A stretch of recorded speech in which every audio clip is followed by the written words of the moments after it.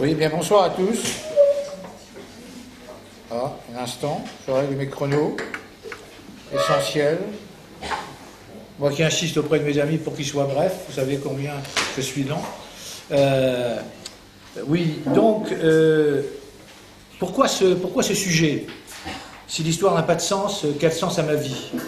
En dehors du fait que la question du sens de la vie est une question permanente en philosophie, c'est une sorte de, on va pas dire clin d'œil, c'est trop familier, disons un écho à ce que nous lisons le lundi à l'Association lilloise de philosophie depuis déjà presque un an et même un peu plus, qui sont des textes qui tournent autour du sens de l'histoire. Et donc voilà, cette idée m'est venue de dire restons un peu dans cette ligne.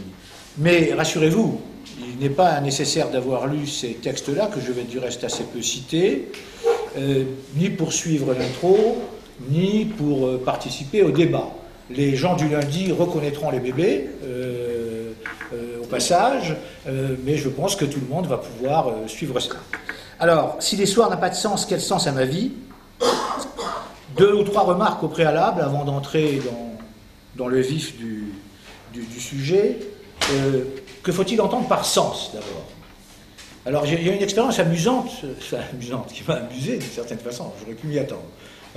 Quand on ouvre les dictionnaires, tout type de dictionnaires, j'en ai beaucoup, des dictionnaires spécialisés, des dictionnaires généraux, les articles sur les sens, les dictionnaires, ils servent à dire le sens des choses.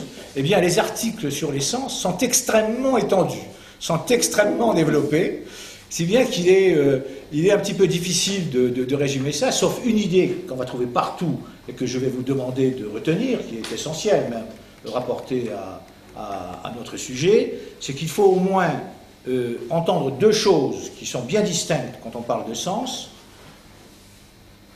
La direction, comme le sens d'une route, s'il vous plaît, c'est simple. Le sens, ça veut dire la direction, et le sens, ça signifie également, enfin, ça veut dire aussi, je veux dire en petit nègre, pour ne pas me multiplier mes mots, c'est la signification. Alors, sur signification, j'ai eu le même petit déboire qu'avec sens en matière de dictionnaire, parce que c'est une habitude de donner des définitions, au moins qu'on dise par convention, tout le monde sait ce qu'on veut dire quand on dit signification, mais enfin, bon, il vaut peut-être mieux le préciser un petit peu. J'ai eu beaucoup de mal. Lalande, par exemple, dictionnaire technique de la philosophie que je fréquente assez régulièrement quand je travaille, il n'y a pas d'article sur signification. C'est englobé dans l'article qui est consacré au sens. Alors, j'ai décidé finalement de me rabattre sur un autre dictionnaire, qui est celui de Noëlla Baraquin et Anne Baudard et quelques autres auteurs. Peu importe si vous le connaissez ou pas, mais il faut les citer quand on leur apprenne quelque chose. Et je leur ai prêté une définition que je me suis permis un tout petit peu d'arranger, mais vraiment très très peu. Parce que vous savez, le dictionnaire, ça dit sens numéro 1, sens numéro 2, sens numéro 3. J'ai fait une espèce de petite contraction, mais c'est très très près, vraiment très très près de ce qu'il dit. Je vous lis cela. Ce que donne à penser ou à comprendre, intentionnellement ou non, un énoncé, un signe, un signal, un geste, un comportement, un événement, un rêve, une situation, un phénomène, point de suspension.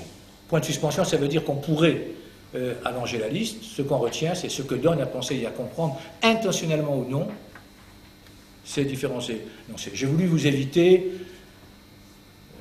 une conversation technique sur le rapport entre le signifiant, le signifié, etc. et être plutôt assez beau. Je considère qu'on a vu ce qu'on peut entendre par signification. Deuxième remarque, vous allez me voir regarder souvent ma pendule. Dans une première approche, parce qu'évidemment ça va être beaucoup l'objet de notre débat tout entier, qu'est-ce qu'on veut dire quand on dit « ma vie a un sens » ? Qu'est-ce qu'on veut dire d'ordinaire, sans recourir aux philosophes? En général, qu'est-ce que veulent dire les gens?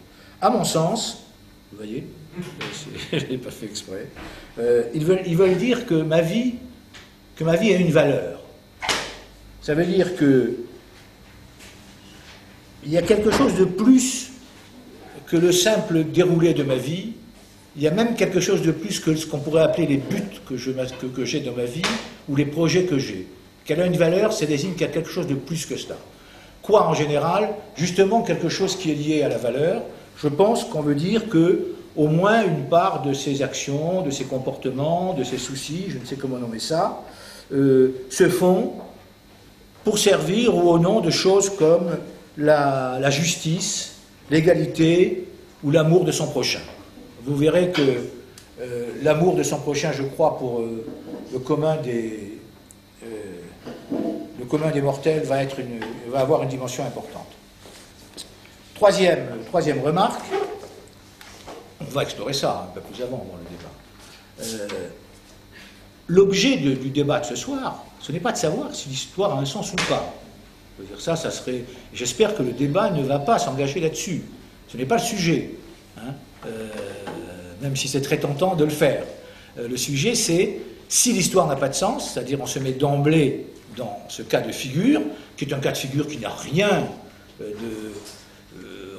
d'extraordinaire. Je suis tout à fait persuadé qu'un très grand nombre de gens dans cette salle pensent qu'effectivement, l'histoire, entendue globalement, prise globalement, n'a pas de sens, ni en termes de direction, ni en termes de signification. On va en trouver très peu parmi nous qui, aujourd'hui, pensent que l'histoire peut avoir un sens, entendue comme cela. Hein, c'est-à-dire un peu comme dans les cas que nous avons lus, pour être un peu plus clair, comme Marx qui voit une histoire qui s'achève par la disparition de la lutte d'une société sans classe, disons. Voilà. Il y a un moment qui arrivera, qui est inéluctable en plus, selon lui, selon ce genre d'auteur et ceux qui ont des philosophies de cette sorte. On va aboutir à un certain résultat. Même si aujourd'hui on ne le voit pas très clairement, on prétend qu'on va finir par aboutir à ce résultat. Ou bien chez Kant, le règne du droit, je dis Kant parce qu'on l'a lu, hein, c'est pour ça que je parle de Kant. Il y a un petit clin d'œil à celui-là dit encore une fois, et les autres, vous pouvez le comprendre parfaitement. Le règne du droit dans les rapports entre les nations, comme fin inéluctable de l'histoire. Donc nous, on n'a pas à discuter, je pense que ça serait une erreur de faire ça, nous nous mettons d'emblée dans le cas où l'histoire n'a pas de sens. Ce qui est encore une fois une idée très très répandue.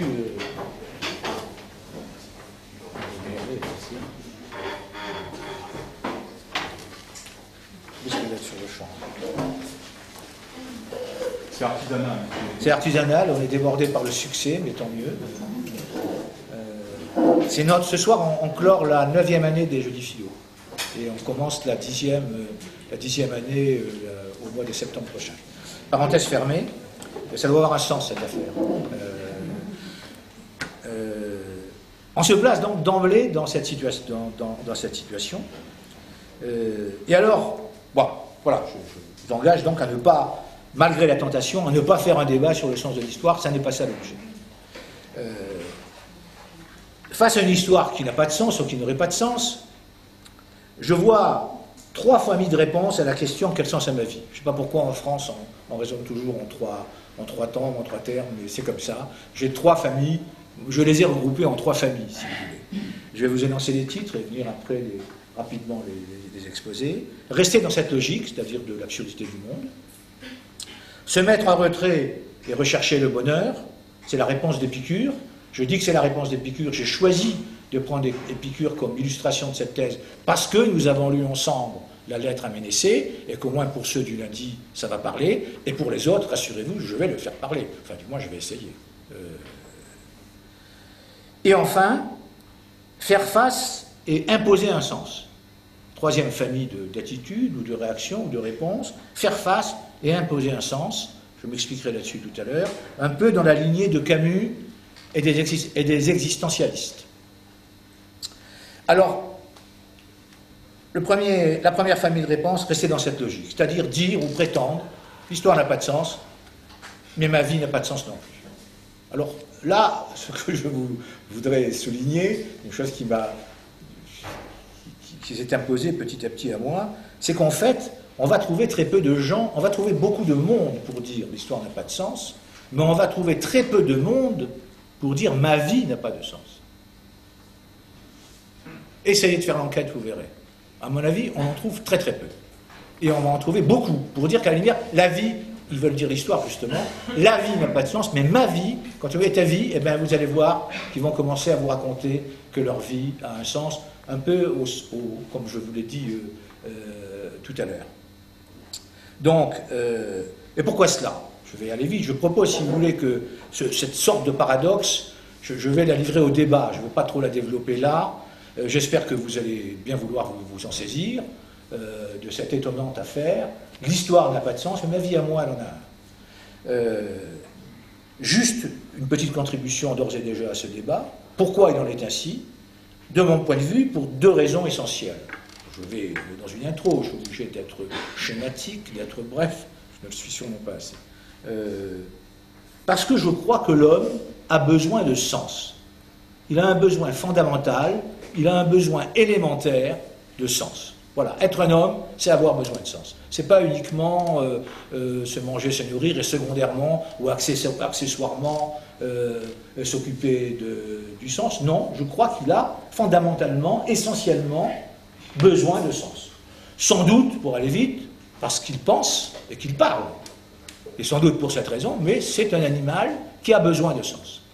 Et c'est pour cette raison notamment qu'il va trouver les moyens de dire « ma vie a un sens ».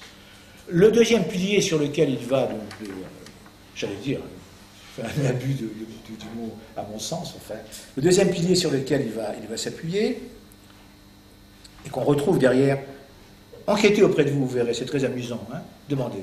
Ils vont vous dire non, l'histoire n'a pas de sens, et toi, oui, et vous allez vite découvrir qu'ils vont vous dire, qu'ils vont parler, dans la plupart des cas, je pense, de l'amour des siens et de ses proches, et de suite après, de l'amour de son prochain. Ce qui donne du sens à leur vie, ou à ma vie, ben, il faut l'entendre comme ça, hein. Ce qui donne du sens à ma vie, quand je n'ai rien d'autre, eh bien, c'est l'amour des miens, l'amour de mes proches, et l'amour de la considération de mon prochain. C'est le second pilier. Pourquoi je dis que c'est un pilier? Parce qu'en réalité, l'homme ne peut pas se soustraire du rapport à l'autre. C'est pour ça que, comme la pensée, il est un socle, un point, une fondation de toutes ces réactions. On ne peut pas se soustraire. Un homme seul, ça n'existe pas. Voilà, ça n'existe pas. L'homme, il est toujours en rapport, d'une façon ou d'une autre, avec un autre que lui. Et c'est, à mon avis, à cause de ces deux piliers, qu'on finira toujours par trouver que sa vie à soi, elle a un sens, même si on considère que l'histoire, elle, n'en a pas. Je laisse donc au débat le souci ou le soin de prolonger, de contredire, qu'importe, ce paradoxe-là.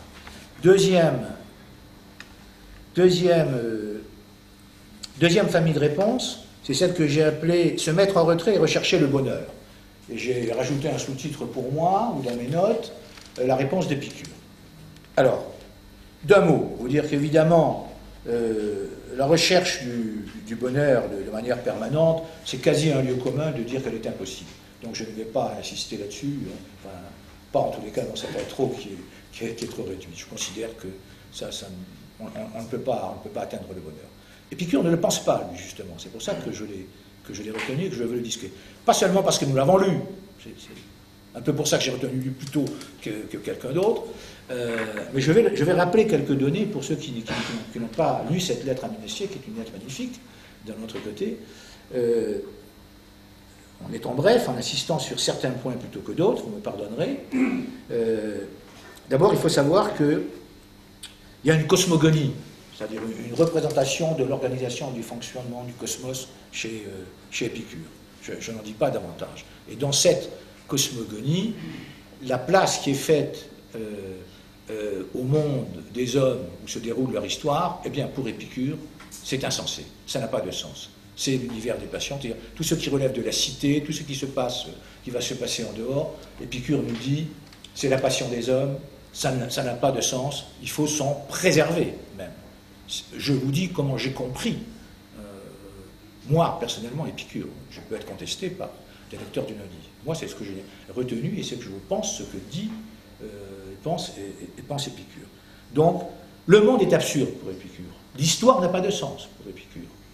C'est d'une façon extrêmement claire, peu importe comment il le fonde. Elle n'a pas de sens. Mais il dit que le bonheur est possible. Il dit que le bonheur est possible, et il dit que le bonheur est possible à quelles conditions? C'est là-dessus qu'il va y avoir un croisement étroit avec notre affaire. Avant les conditions qui m'intéressent, les fameuses 4 que tout le monde connaît, c'est-à-dire il est possible à la condition qu'on arrive à se convaincre que la mort n'est rien. Facile à dire, facile à écrire, c'est une autre paire de manches à mon avis, quand il s'agit de soi, enfin, Sébastien nous en avait parlé en détail. Bon, je suis obligé d'aller vite. Il faut se convaincre que la mort n'est rien. Il faut se convaincre, ça tient à sa cosmogonie, il prétend faire la démonstration, que les dieux ne s'occupent pas de nous, qui vivent leur vie à part, ils ne s'occupent pas de nos affaires. Troisième chose, que la douleur est supportable. Alors, je signale qu'il ne parle pas en l'air, Épicure. Il souffrait énormément, il a souffert, d'après ce que disent les historiens, ce que j'ai retenu, il a souffert toute sa vie d'énormes maux de dos, je crois. Donc il sait de quoi il parle, d'une certaine façon, mais il dit qu'elle est supportable. Et enfin, que le bonheur et le plaisir est possible, à condition de s'en tenir aux besoins naturels et nécessaires, aux besoins élémentaires et nécessaires, et avec mesure. Dans ce cas-là, le bonheur est possible. Ce qui m'intéresse, et ce que je voudrais discuter, ce que j'ai discuté dans ma tête, que j'essaie de vous restituer ici, c'est qu'est-ce qu'il nous dit au fond? Alors, Épicure, il dit que pour réaliser ça, ce qu'il préconise, c'est de se retirer avec ses amis et de philosopher. Merveilleux, hein? Ça serait un fan des jeux philo, sans aucun doute. Se retirer avec ses amis et philosopher. Alors, se retirer avec... Alors, le thème de l'amitié, chez Épicure, il a un sens tout à fait important. Mais regardez comme par hasard, le fondamental dont je vous parlais tout à l'heure, le rapport à autrui. Eh bien, Épicure, d'un coup de baguette magique, il me le résout avant même de se l'être posé. Si on prend ses amis, le rapport à autrui, ce problème, il va être simplifié pour aller vite. Hein. Donc, ce problème, il est réglé, si j'ose dire, par la recommandation d'Épicure. C'est ça qui me frappe dans cette solution, se retirer avec ses amis. Et pour philosopher, parce que philosopher, c'est un plaisir de l'âme, selon Épicure, ça contribue au bonheur. Comme par hasard, ça satisfait aussi le besoin de sens. Donc, si j'entends bien Épicure, qu'est-ce qu'il me dit? Il me dit, retirons-nous du monde et philosophers. Alors, il l'a fait lui-même dans son école, hein, qui vit un peu en autarcie avec ses propres disciples, et dans les écoles, c'est ça la solution d'Épicure, il faut bien la voir, elle est là, et dans les écoles de ses propres disciples avec leurs propres élèves. Mais la question que je me pose, moi, dans tous les cas, que je pose à ce texte que nous avons lu ensemble, et devant vous, maintenant que je l'ai résumé, c'est est-ce que d'abord, on peut être épicurien à la première personne, c'est-à-dire sans les autres, sans les amis? Est-ce qu'on peut suivre Épicure à la première personne? Moi, je ne le crois pas.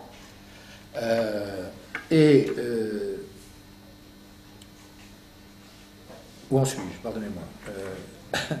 Il faut que je regarde mon... Je ne crois pas qu'on puisse le suivre, et ensuite, à la différence d'Épicure, je pense que non seulement le retrait n'est pas possible, c'est-à-dire qu'il est possible à la marge. Ce que fait Épicure dans son école avec ses élèves, c'est possible dans la mesure où c'est une école ou quelques écoles dans la Grèce qui font ça. On peut le faire à la marge de la cité, mais on ne peut pas. Je ne vois pas comment on peut inviter tout le monde à faire cela. Autrement dit, je ne crois pas que la solution d'Épicure soit véritablement jouable. Et non seulement je ne crois pas qu'elle soit jouable, mais j'ajoute, derrière Aristote, que je ne la pense pas souhaitable. Parce que je pense que l'homme est un animal politique, que c'est dans la cité qu'il se réalise, et pas en se mettant en retrait. Voilà, différence fondamentale, un point de vue que j'ai le droit d'avoir, c'est pas le point de vue d'Épicure, mais c'est dans tous les cas, disons, le mien, de façon claire et nette. Dire qui me fait dire, ben voilà pourquoi à la fois, voilà pourquoi on ne peut pas, enfin vous avez compris cette problématique. Je suis obligé de faire vite, j'ai déjà dépassé le temps, mais il ne me reste plus qu'un gros paragraphe, il est gros. Troisième famille de réponses, faire face et imposer un sens, et j'ai rajouté, et là ça paraît gros et fort ça, et imposer un sens, et j'ai rajouté dans la ligne de Camus, des existentialistes. Alors, comment vous résumez ça d'un mot? C'est évidemment le point de vue et la thèse et le point de vue qui emporte le plus mon assentiment, que je suivrai le plus volontiers. Parce que vous verrez qu'il va arriver à prendre en compte les trois éléments, les trois besoins fondamentaux que j'ai énoncés précédemment, le besoin de sens, le rapport à autrui et la vie dans la cité. Il va combiner ces trois choses-là. Qu'est-ce que c'est que cette attitude? Cette attitude, elle consiste à nous dire, d'une certaine façon, enfin je vais revenir par différentes entrées dessus, si le sens ne nous est pas donné, c'est vrai, l'histoire, elle se présente à nous comme n'ayant pas de sens. Si le sens ne nous est pas donné, nous allons lui en donner un. Il faut qu'on s'entende là-dessus, parce qu'il y a un risque de malentendu. Hein. Ça ne veut pas dire qu'il va y arriver. Nous allons lui en donner. C'est-à-dire qu'on va se conduire comme si l'histoire avait un sens. Mais en sachant bien, et en admettant parfaitement qu'elle n'en est pas. Pour Camus, notamment, c'est d'une grande clarté, et en partie aussi pour les existentialistes. Mais pourquoi cela est-il possible? Pourquoi cet engagement complet qui consiste à dire, au contraire, ce besoin qu'on appelle de sens, l'homme est porteur de sens, il fabrique du sens, alors fabriquons du sens. Vous voyez l'idée, le renversement de point de vue qui a beaucoup de sens à mes yeux. Renversons cela et disons, oui, c'est vrai, l'homme a besoin de sens, mais l'homme est un artisan du sens. Donc en nous faisant quelque chose, nous mettons du sens, et c'est très bien, et mettons du sens. Le rapport à autrui, on ne puisse pas s'y soustraire, ça me paraît d'une évidence considérable, et l'engagement pleinement par ces penseurs-là, il y a un appel à l'engagement complet dans la cité. Pourquoi il est possible l'engagement dans la cité? Il est possible parce qu'en fait, les hommes, ils ne se trouvent pas devant l'histoire avec un grand H quand ils ont à faire quelque chose. Ils se trouvent simplement dans des situations. Et ces situations, elles se présentent quelquefois quand il y a déjà un sens dans le sens d'une direction, ou bien d'une signification, ou bien les deux à la fois, ou bien qu'il n'en a pas, ou bien qu'on peut épouser, qu'on peut rejeter. Et j'ai pensé, en réfléchissant à ça, à Rosa Parks. On a déjà fait une allusion à elle il y a peu de temps. Rosa Parks, c'est cette femme qui, en 1955, dans un autobus aux États-Unis, peu importe les détails de l'histoire, pardonnez-moi, hein, pour aller vite, elle s'assoit dans une place qui est réservée aux Blancs et refuse de céder cette place. Et à partir de là, il y a d'autres conditions qu'il fait, mais va s'engager tout. C'est pour vous montrer que la situation est simple. Je monte dans un autobus, il n'y a pas besoin d'être venu au Joli Philo, il n'y a pas besoin d'avoir écouté Elie ou quelqu'un d'autre, évidemment plus savant, pour savoir quel choix faire. Non, ben, elle était déjà un peu militante des droits de l'homme, je crois. Hein. Bon, elle refuse de céder sa place, et de là va partir tout un mouvement, et chose extraordinaire, pour nous qui nous occupons d'histoire, de mon point de vue dans tous les cas. À quoi il aboutit ce mouvement? À l'élection, par voie démocratique, d'un noir comme président des États-Unis moins de 60 ans après.